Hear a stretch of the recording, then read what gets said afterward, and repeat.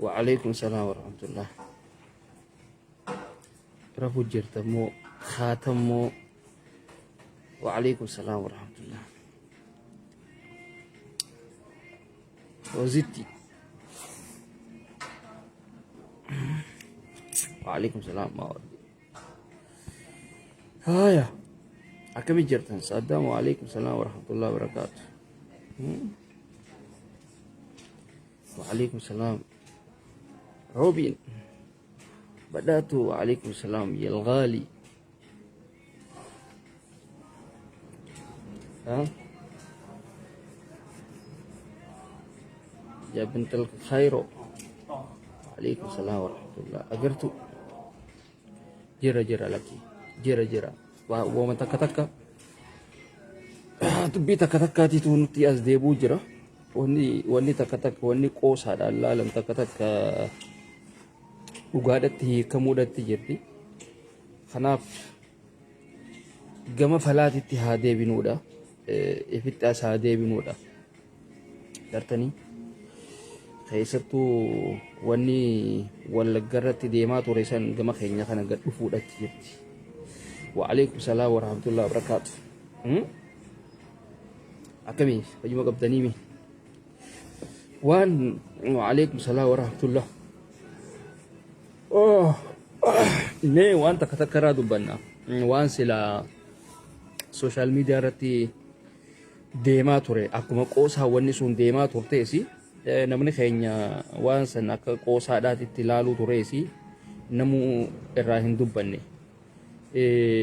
dura wanni irraa kaasan qamari irraa kaasanii ziya isni galaami qamari irraa kaasanii garuu waan san qamar akka waan nama badii qabuutitti shabboo miidiyaa irratti dhiyaatee jiraa jaan soni badii qabaachuusaa fitti murteessuudha jaam. Badii qabaachuusaa fitti murteessuudha jaam. Namni badii hin qabne shabboo miidiyaa miti OMN irratti dhiyaachuu hin qabu. Artanii wanni Hacaaluu Hundeessaa galaafate waan akkasiiti. Sini gala Hacaaluun maalitti galaafatame waan akkasitti irratti galaafatame jechuudha. Sinigalee du'a silaa Hacaaluudhaa deemtuutu maali du'a silaa qamarii deemtuutitu Hacaaluu fudhatee kute. Gartanii bikka san ammallee namni keenya waan hubate hin seehu waan bayyanate hin seehu garuu Qamar Yusuf namticha san hasasuu danda'a ture. خسر سودان داتوري ست خسر أديس أبابا لقيتما إمباسي أمريكا تيت خسر خراج بابا بيك جرور رابر خسر سودان دابر بيك جرور خسر سودان دايتشور إيرمياس نما أكنا مكا خيجنا بالليسجرا وانا كنا جي مكا خيج وانا كنا تنيامي جرجي خسر سودان داتوري وان خنا سلا أورومون تيني تنهار جيتيز وروتان كونيز ورئيس الأمريكا جروس وان خنا سلا قدوك أبنتوري خسسوك أبنتوري جاهم بيا خنا فان أورومو دبتشو ملي إنجليز فاخنا هم بيا خون تياولي نمني خينيا ركون تنتهو تمال ديركم نمني أمريكا جراتيف يو أوروبا جراتيف واني دامج ديركم أفان بيجتي سنبيا خود إزم فيزيسا أرتني سبب سنتي ها بدل سلا أمر أجيفمو هجالو هنديسا أجيفم يجول أرتني دوتي سلا أمر هديمتو هجالو فراتي خطي أكاسيتك أمر جلابه يجول أرتني مي خنا ميديا رتي يهجو هنك أبو توري أمر maal balleesse badiini qaba hin qabu bar qamar kanaaf akkanumatti qamareetiitu ajjeefamuudhaa deema qamar akkana ta'uudhaa deema jettanii miidiyaan hundinuu shoorarkoostanii akka namni kun waan badii qabuutitti fiddanii miidiyaarra dhiyeessitan jechuudha. Nama kana ajjeesuudhaaf qopheessitan jechuudha. Karaarra keessan jechuudha isin. Oromoon duraanuu waa balleessuudha beektanii. Aktivistiin keessanii wannummaan hundi keessanii uummata akkasiiti. Ani warroottan qamarii wal beektan keessaan dubbisaati akka inni Ermiyaas Laggaseedhaa kasasu. Duraanuu firdi beetii irratti ni barbaadama. Ammaas tabiraa irratti haidoof inni irratti haidoofi. Sini kalaami irratti haidoof. Achi booda Ermiyaas fannisan jechuudha. Namni Ermiyaas qabamnaan eenyuutuutu Ermiyaas duuba jira. Abbaa fedhe haa ta'u as bahan jechuudha. Gartanii silaa waan kana amma dura yoonii maanyaa faarratti fudhattanii gartanii gaafa Hacaaluun du'ee yoonii maanyaan faar lakki odoo Hacaaluun hin du'in yoonii maanyaa akkam jechuu ture. Hacaaluu inni taayataalanii jechaa ture. Wal agarraa jechuu ture. Gaafa san silaa Oromoon namticha san kasaste eenyu akka yoonii maanyaa duuba jiru eenyu hawaasan geema san akka hojjate ni beekama jechuudha. Gartanii gaa Oromoon irra guddaan keessan warra suuruma kaayatee deemuu fi warra nama du'ee fi kana piroofaayila kaayatee deemu waan taataniif dhiiga Hacaaluullee dhiiga sareedhaa gootan jechuudha. Ila ammaan tana achitti wanni taate san amma uummanni keenya Harargeetiis qamariitiitu ajjeefamuudhaa deemaa jaanii qamar akka waan nama badii qabuutitti shabboo miidiyaadhaa fi miidiyaa adda addaatti irra fiddan jechuudha. Kuni badiidha qabdan. Silaa qamar waa ta'e warroota miidiyaa kanaatiitu badii qaba malee ajjeesise malee uummataa miti. Ani akka yaada kiyyaatitti. Gama biraatitti dhufna.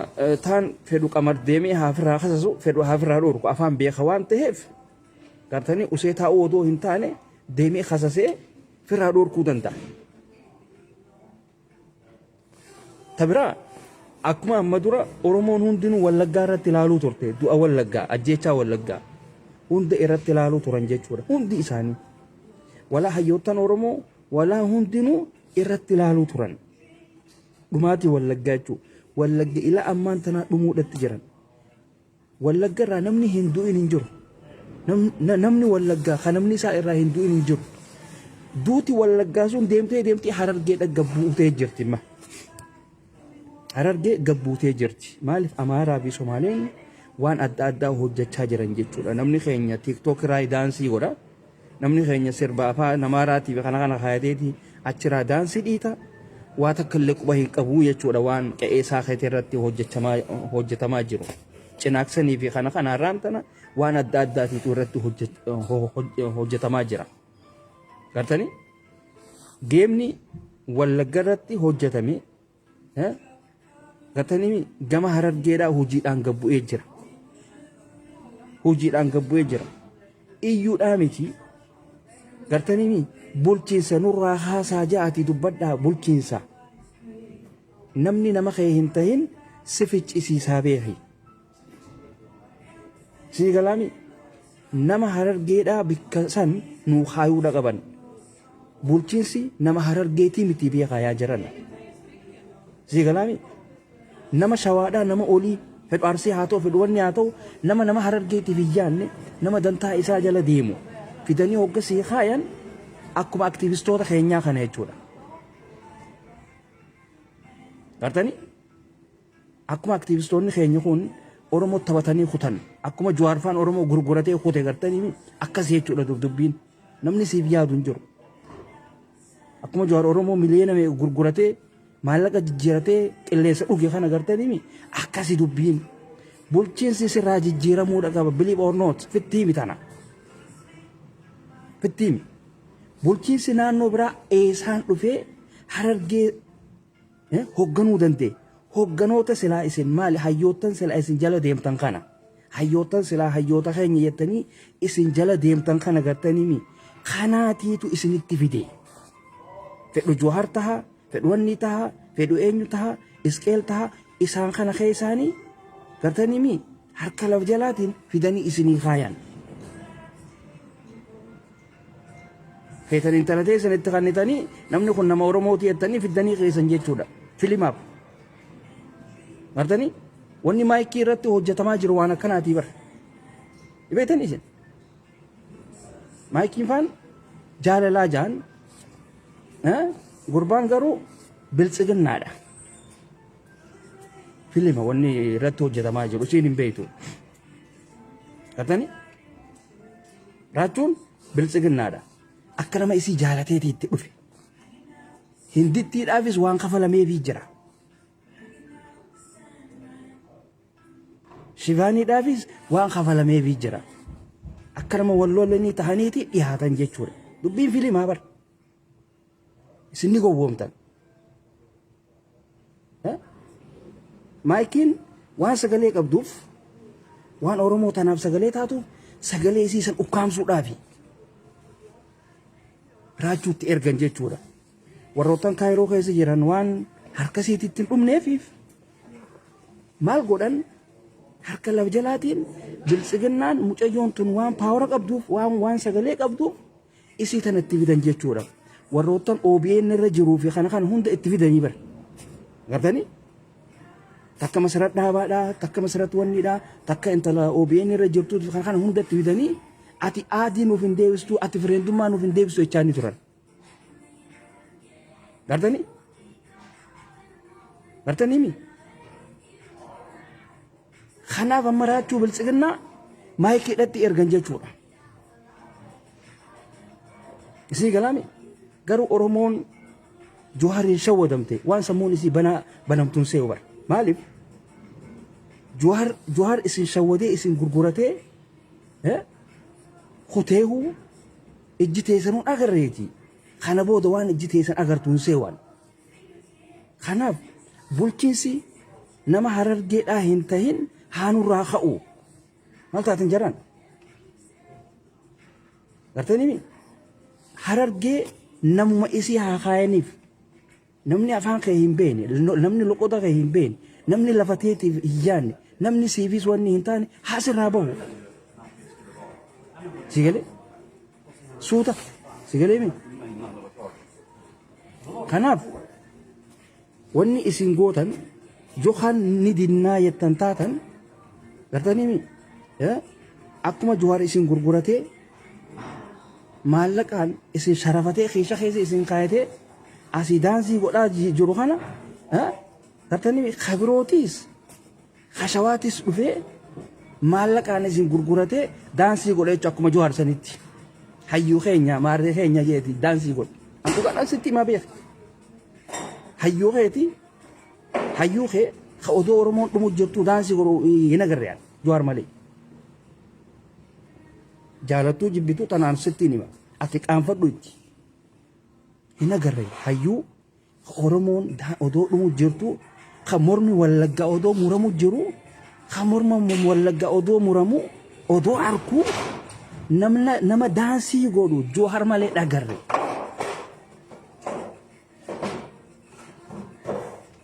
Hin jiru.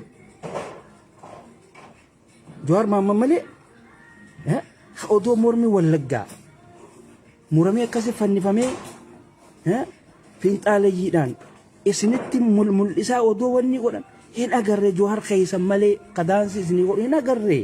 Ati qaanfadhu bitti Johaar kiyya hayyuu kiyya je'iiti. Hayyuu keeti Johaaree ati qaanfadhu. Gartee? Si galaami? Jawween kee daansii sii godha. Mormi Wallaggaa garuu ni murama. Gartanii mi? Ammas filimuma Wallagga keessa deemaa ture saniitiitu Harargeedhaafis sharafamee bifa birootiin gad bu'e. Gartanii? Dubbiin tana. Gartanii mi?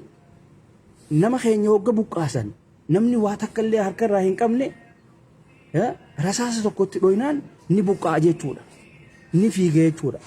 Akkuma amma dura Oromiyaa tana keessa nama keenya Harargee buqqaasanii aktiivistootaa fi kun hundinuu Oromiyaa tan keessa ol facaasanii bikka silaa namni keenya irraa faca'eessan Somaalee dhuftee qabattee jechuudha. Kan Moqdishoodhaa dhufu, kan Jijjigarraa dhufu, kan Hargeysaarraa dhufu hundinuu dhufeeti achitti mattaawoqiyaa baafatee baalaa baatee itti ta'a jechuudha.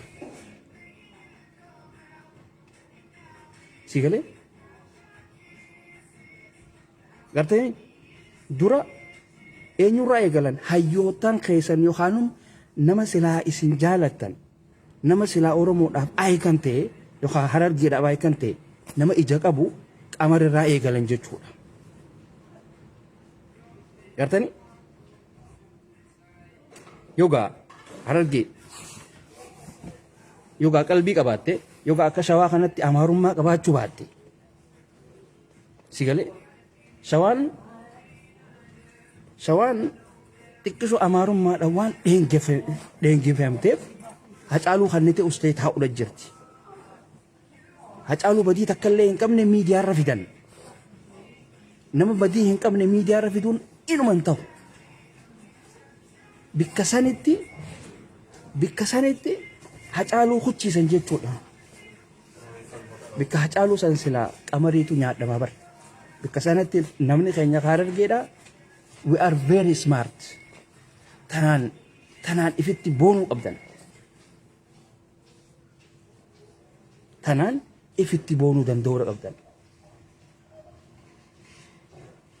Gartanii hayyootaan keenya garuu harka lafa jalaatiin nama silaa Oromoon ni qabdi jettu hunda lafa jala fuudhaa turan jechuudha. Arra garuu hayyootaan keenya odoo hin ta'in diinota keenya ta'aniiti as ba'an hundi isaanii. Oromoon mileenni meeqa akkamitti kan akka Jawaar kanaas ariitee kan akka Jawaar bakka buufachuu dadhabde. Warra isa jala deemuus arihanii warra isa jala deemu kan silaa qalbii qabu akkamitti hambifachuu dadhaban. Nama namaan bakka buusanii bara. Nama kana oduma jaalataniiti garteemi xiqqisoo gada dogoggora isaarra gartee sigaleemi achi wanni godhu nama tokko fuudhiitii waaqicii fi kanniif yoo namni sun siraataan qabatee sirraa fudhachuu baate yoo xiqqisoo harkisaa akkana jedhe irraa fuudhiitii hucciisi. Sigale hanga inni sirraa'u wanni hin gootu bikka sanitti hin dhiyeessitu jechuudha. Akkas godhuu qabdan ture garuu arraan tana Amata Agadaa numa shawwadamtan jechuudha.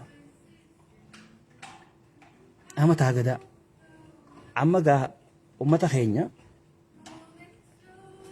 rakkoo cinaaqsan keessa deemaa jirtus arkaa jirtanii rakkoon tun tan waliigalaa bulchiinsarraa hiiti bulchiinsi akka nurraa ka'u ja'aati gaafadhaa humnaan firraa kaasaa nama Harargee kan naannoo Arsiidhaa bulchuun agarre nama Harargee kan Shawaa bulchuun agarre nama Harargee kan Wallagga keessa jiruun agarree barnuuti.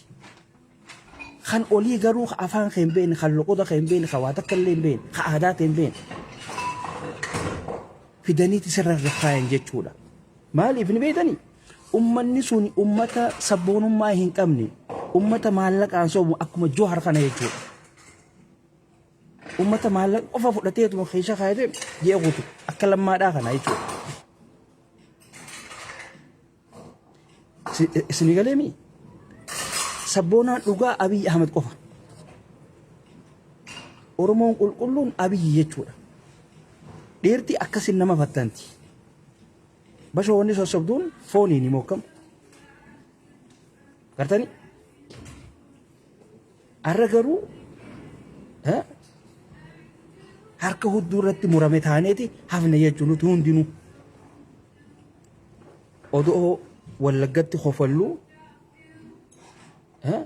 arra Wallagga dhumaatiin isii itti fufaa jirti. Wanni Wallagga irraa hafe immoo gama keenya san gabbuudha jirti. Naannoo Arsiitii fi kana alaabaa isaanii itti gadhaabuudhatti jiran jechuudha. Naannoo Arsiidhaa alaabaa Minilikii fi kana itti gadhaabuudha jiran jechuudha. Maaliif ni ilaalan? Humaatii miti alaabaadha dhaabbatanii haajaanii caljaanii fi isaan warra ja'ulleedha. Alaabaa san booda maaltu dhufa? alaabaa san booda maaltu dhufa gartanii mi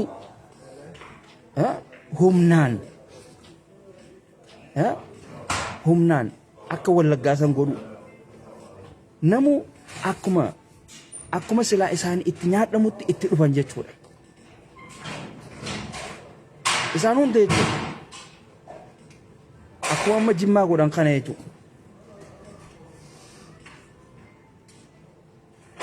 Kanaaf namni keenya keessattuu hin dagamini laal dagamuu hin qabdu. Sossoohi bikka jirtu sossoohi. Sigalee namni kee yoomuu taanaan sin darbu. Namni naannoo teetii kan aadaa ta'e beeku.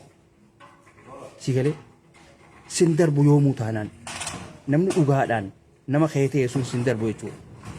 Garuu kabiraa wagga fiidanii achirra sii kaayan alaabaa huccuu aadaa uffateef Oromoo dheetteen deemin jala. Intala teessan fuudheef gurbaa keessaniif wanni gootaniif nama keenya jettanii hin amanina. Namni sun nama sabboonummaa qabu ta'uudha qaba. Yoo olirraa illee ta'e nama sabboonummaa qabu, nama sabboonummaadhaan guutame, nama namooma qabu ta'uudha qaba. Yookaan ammoo nama hin taane hunda yoo fiddaniituma achi keessan afaan Oromoo dubbata jechuudhaan barboo sansanirra bar Amaara Harargeetu irra nu wayyaa barboo nuti. Amaara Harargeedha kan aadaa teenya beeku, kan ragada keenya, kan shaggooyyee teenya beeku, kan waan hunda keenya beekuutiitu irra nu rifata uummata olii kanarra.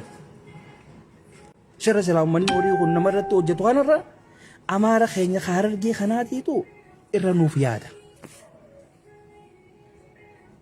Gartanii? Wanni akkanatti mooxaa fayyisiisu jiru maali? Maaliif ni beektanii? Mooxaan amma eenyurraa ija ni beektanii? Zamadkuun. Gartanii? Ermiyaas fa'aarraa iyya. Maaliif? Uummanni kuni hidda qaban abbaan isaanii yookaan Amaara ta'a, abbaan isaanii yookaan Oromoodha ta'a waan akkanaa kana qaba. Uummata akkanaa kanaatiitu nama kana lafarraa fixa.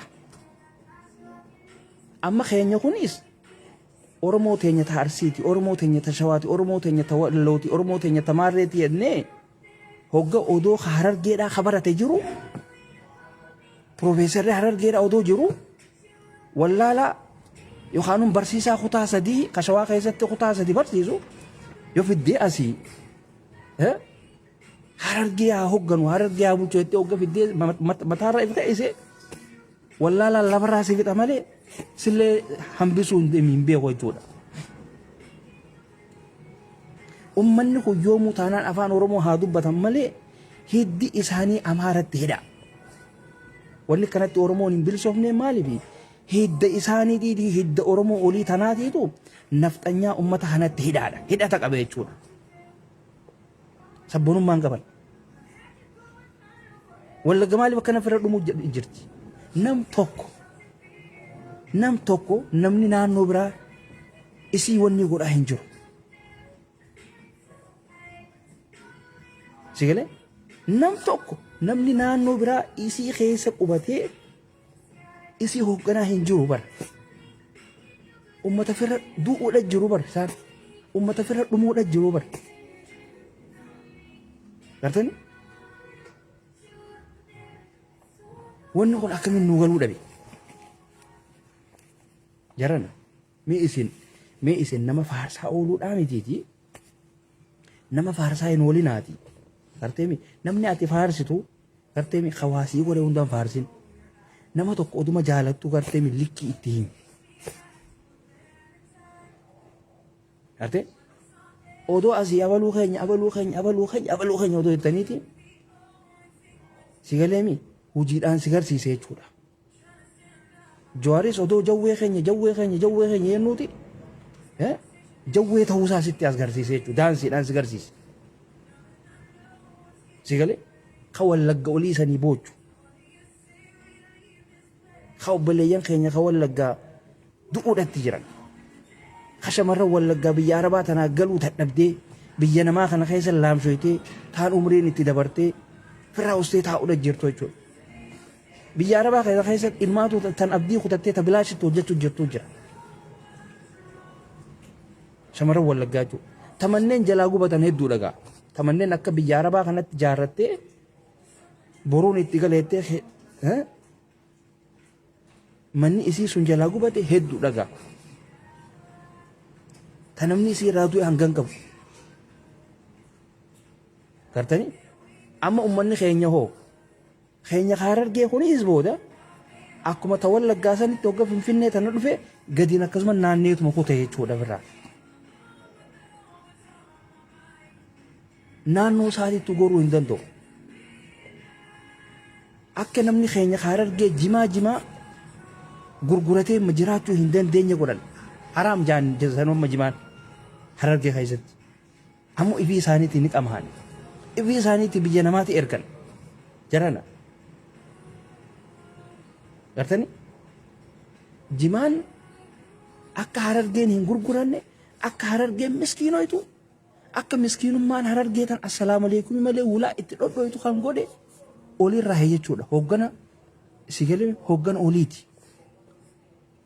Shawaayyee kana fidaniiti isinii gabbuusan Harargee haa hogganuu jaanii katakkaa hin baratin kana.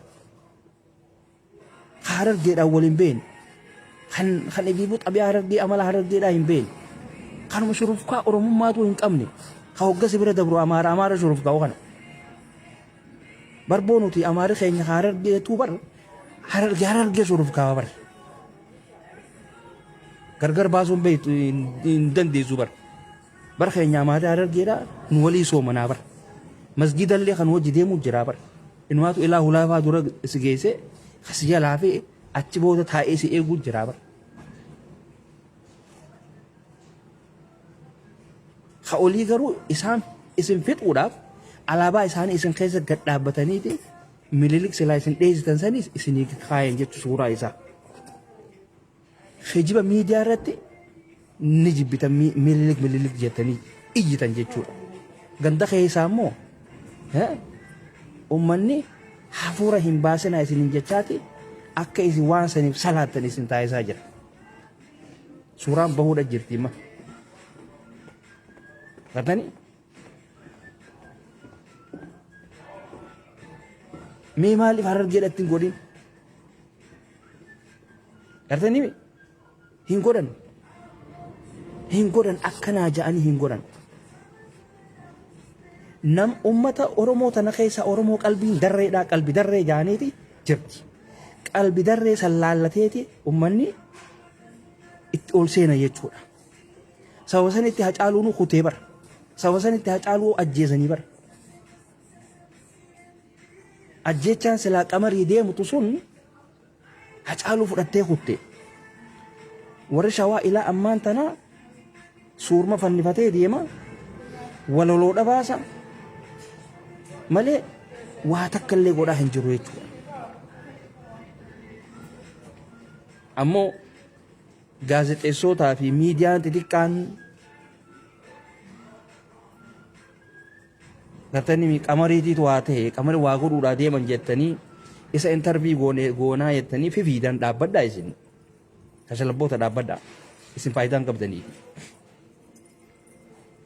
hojiin teessan akkuma Shawaayyeen Hacaaluu hojiistetti Hacaaluu OMN irra fidanii hojiisan sanitti qamariis akkas godhuudhaa deemtanii isin badii tamii gad dhaabbachuu danda'uudha qabda.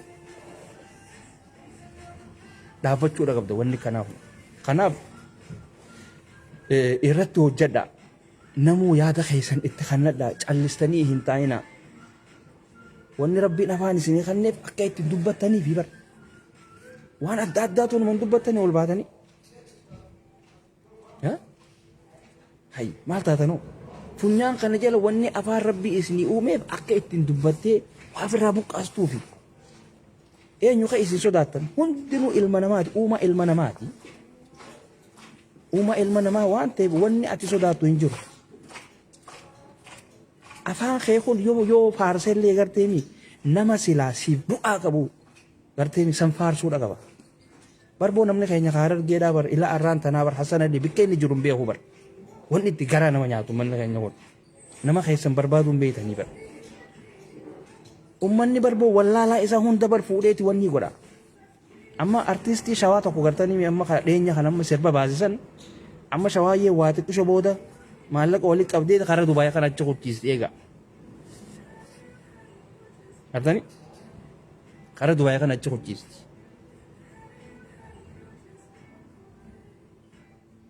Gartanii xiqqisho booda fuudhanii tichi geessan jechuudha. Kun beekamaadha.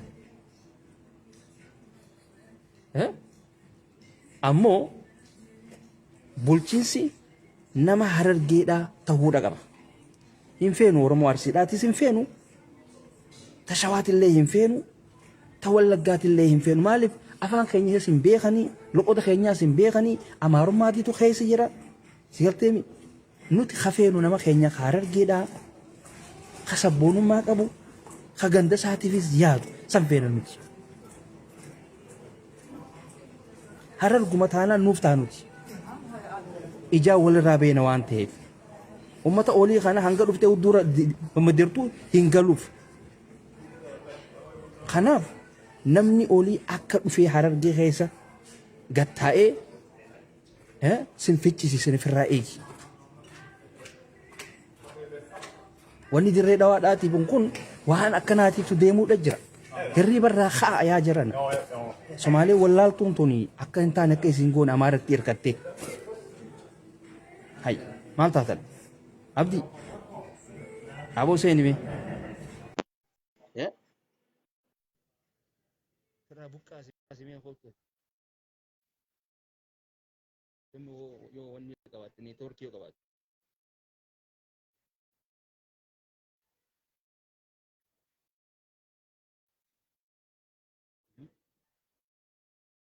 Kanaaf ijoolleen teenya Harargeedhaa ustanii hin tattaa'inaati yaada kannadhaa dhumuudha jirtan akka Wallaggaatitti hin dhumina. Wallagga oduu afaan dhaabdee teessuuti lafarraa dhumu. Ni galaan Wallagga oduu cal jettee teessuuti lafarraa dhumte jechuudha.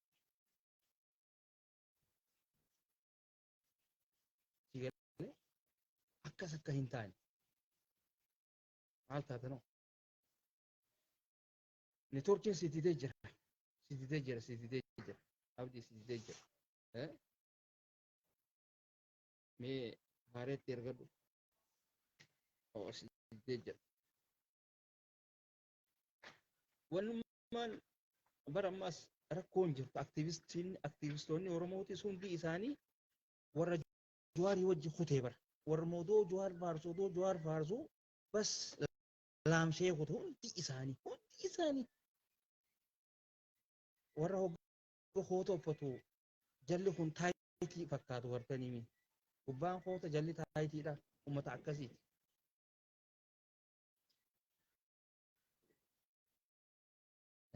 Sagaleen hin jiru hin beeni namni illee natti hin bilbilee nagaymaaniin taa'ee haasa'uu jira hin beeni. Yoo haasi bira ta'uun oolu haasi Oromoo si bira ta'uun oolu sagalee fayyanuma jira. So jarana ifitti callisuu hin qabdan. Yookaan akka walloosanitti ifirratti dhumuu, akka walloosanitti lafa fiitirratti dhumuu. Namni keenya Harargee kana booda lafatti dhiiseetiin baqadhaa yoo hojjettu taate wallaahi nyaadhamte gana. Lafatee dhiistee bikka biraatittiin godaane yennaan ati Somaalee Mogadishoo irraa dhufuuf Somaalee Hargeysa irraa dhufuuf bikka bantee kutte jechuudha.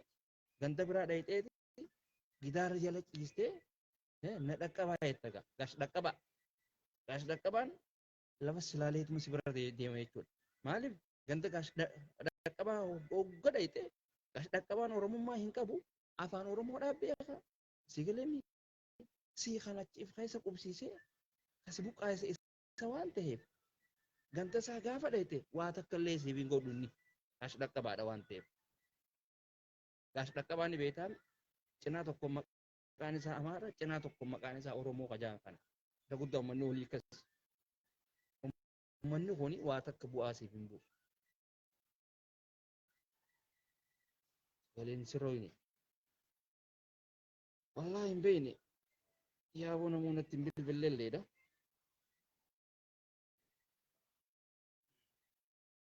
سو خناف جرخينيا ifitti hin callisina callisuun hin barbaachisu baddaamee sagalee taatees kana irraa hin wanni godha ni dhageema okay ni dhageema yaa amma hoo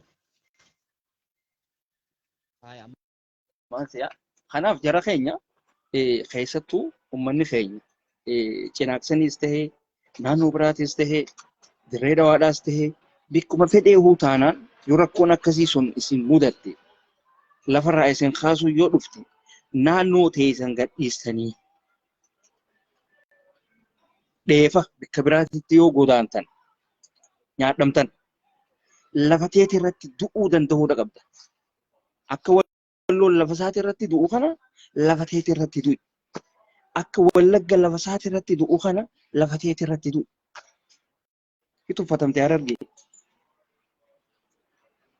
Gaafa ati lafa tee dhiistee Shawatti galtee Arsitti galtee Wallaggatti galtee tuffatamte. Maaliif? Ammas Harargee qawwee mataarra dhooyinaan gir jetteeti huttiidha akka re'eedhaatitti.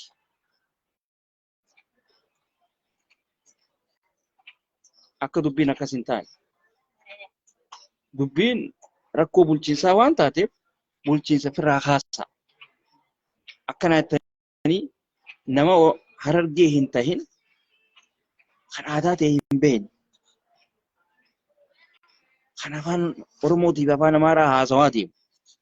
Ka hoggaatitti dhayite afaan Oromootiif ishii maal ajajamu kasiin jedhu.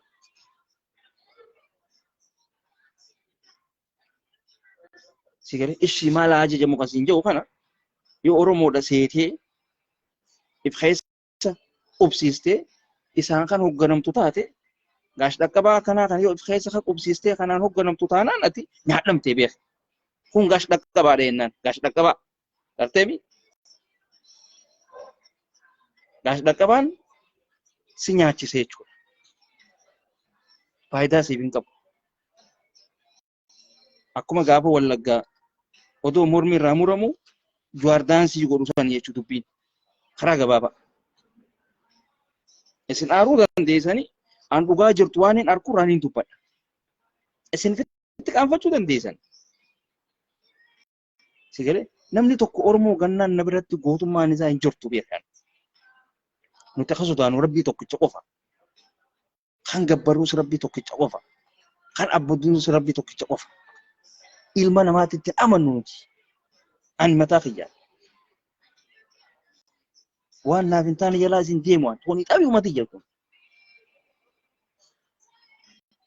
Kanaaf Harargeetiyya Somaalee firraa dhoorki. Somaalee dura hin fiigan. Sigaleemi Somaalee dura fiigeetiin ganda gaash dhaqqabaa ganda Shawaatii fi ganda olii kanaan dhaqa yoo jettee achittiin godaanoo jettee khalaas si dhumatti yoo rooballeen qabaanne ganda kee keessa taa'e jarbii kee kadhadhu. Sigale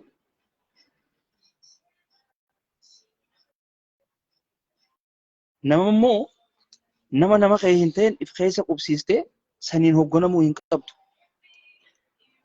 Wanni ammallee lafarraa si buqqaasaa jiru duris lafarraa si buqqaasaa jiru bulchiinsa.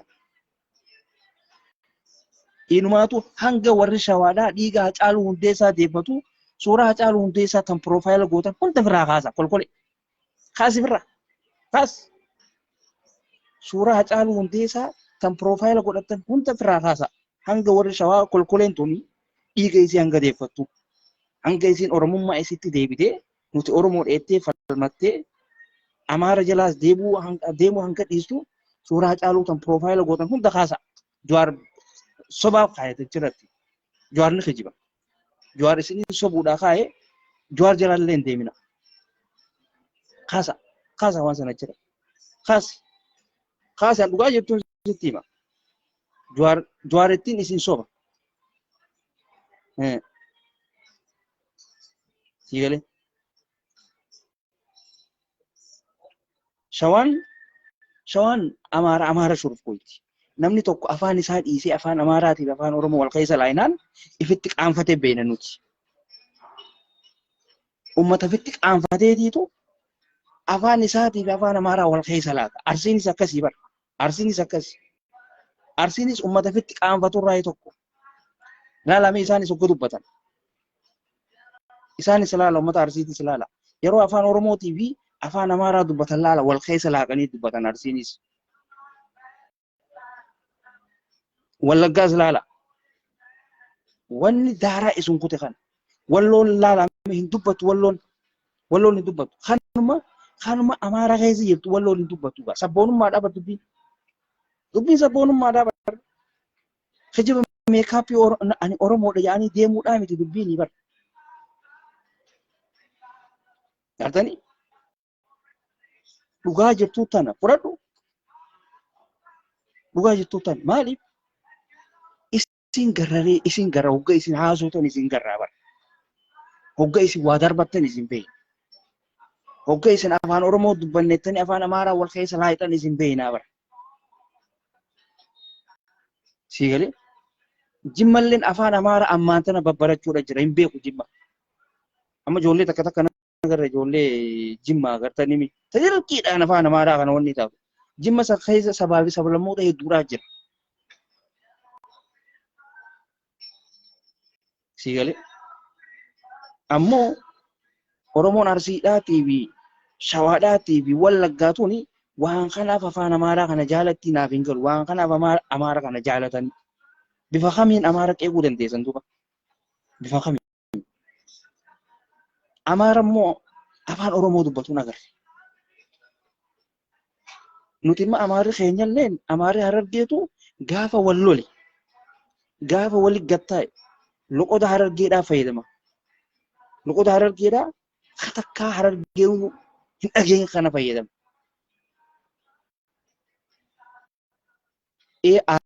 Aarasa wanni bahatuun loqoda keenya fayyadama jechuudha.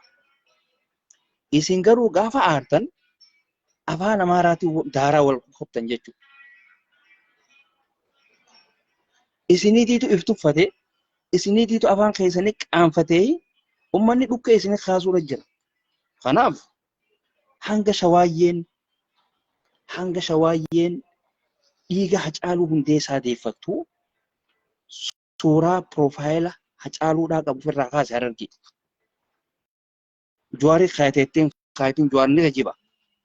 Jawaarittiin isin sobuudhaa deema kaasaa. Atani kaas.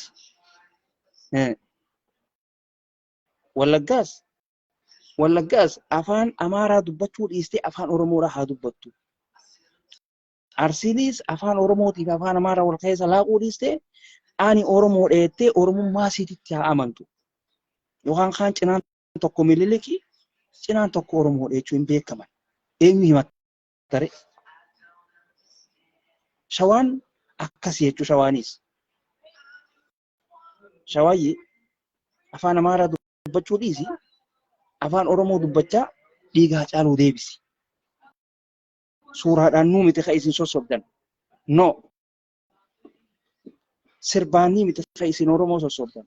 Nuti wanni nuti feenuun hojiidha. Kanaaf innawaa san hunda fixanii bulchiinsa nama keessan kan kutaa 2 fi 3 kabaratu ka kutaa 3 barsiisu fiddanii Harargee bulcheettanii nuu fiddan jechuudha. Wallaalaa keessan. Gartanii? Kanaaf Harargeetiyya nama kan hin ta'in kasi haa bulchuu jaanii fidan buqqaasiif irraa ari. Kan Harargee bulchuu qabu Harargee qofa. Harargee qofa. Jimmallee kan bulchuu qabu Jimma qofa. Nama keetiitu siif rifata. Kan Jimmaaf illee rifatu namuma Jimmaati. Yookaan ammoo kan aadaa ta'e hin beekne.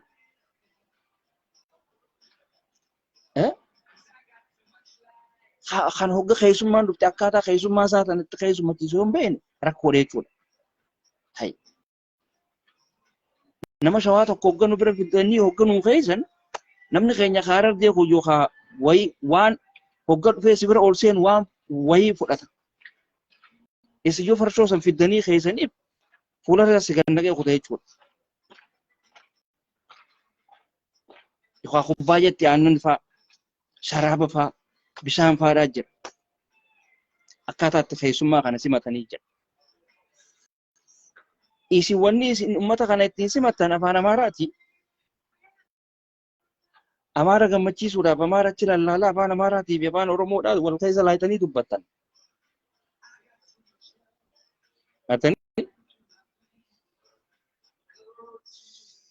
Akkasi yeroo gaarii qabaadhaa. Fayyaa nuu ta'a.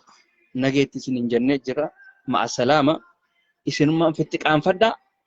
Isinummaan Amaara gammachiisuudhaaf afaan Amaaraatii fi afaan Oromoodhaa dubbadhaa. Sanuu bara silaa beekaniillee bargaariidha. Bar sanuu afaan Amaaraa kanallee silaa beekanii bargaariidha. Amma ijoollee teenya taarsiifaa silaa afaan Amaaraatillee gaarii beekte bargaariidha. Caccabsaa sanuu. Hoggaa afaan Oromootiin hoggaa afaan Oromootiin wal keessa gootee hogga dubbattu nama qaanfachiistan dhugaa rabbi. Amma uummatuma kanaatitu ilmaan waaqoo guutuutii nama jechisiisa. Shawaayyeenis akkas. Isaanuma kanaatitu ilmaan taaddeetii yennaa bara. Haala hogga qaban kun hogga laaltu kun suuraa caaluuti. Afaan Oromoo dubbatan. Afaan Amaaraatii fi afaan Oromoodhaan wal keessa laaqanii dubbatan. Wallaggaas akkas jechuudha. Isiniin jarri sadeen kuni hanga dhugaasanii nuti Oromoodhaa jettanii hanga afaan Amaaraatii fi afaan Oromoodhaa ifiin sobuudhaaf nuni miti nu warra Harargeedhaa sobuu hin dandeessanii. Nuti Oromoo Harargee sobuu hin dandeessan if sobdan yookaan Amaara sodaattaniiti Amaara san du'a isaanii san jalaa bahuudhaaf yoo ta'e malee nuufii miti nuunii miti. Nuti afaanuma keenya san dubbanna loqota keenya san dubbanna aslii san dubbanna.